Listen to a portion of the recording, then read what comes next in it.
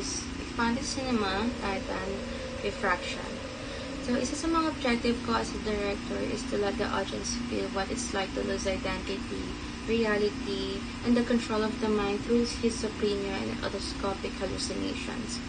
And of course, magbigay ng awareness, not to romanticize schizophrenia, but to show its disturbing reality in an artistic, expanded cinema form. And also, gusto ko rin i-challenge yung audience namin to question themselves, like, what is real, what is memory, or who am I if I can trust my own mind. During our pre-production, it was really fun and light.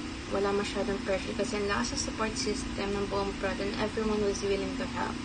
While during our shoot naman, the atmosphere felt medyo heavy, like the film itself was affecting the space since nag-shoot kami sa all building and ginawa naming hospital yung setup.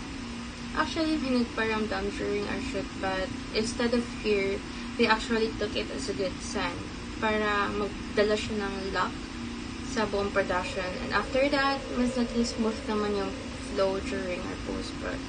So again, this expanded cinema is an immersive journey into the fragmented mind of a person experiencing schizophrenia with otoscopic hallucinations.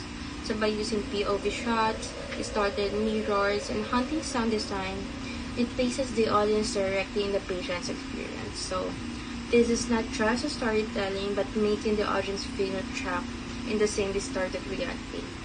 So stay tuned on our Facebook page for the showing of our expanded cinema this week.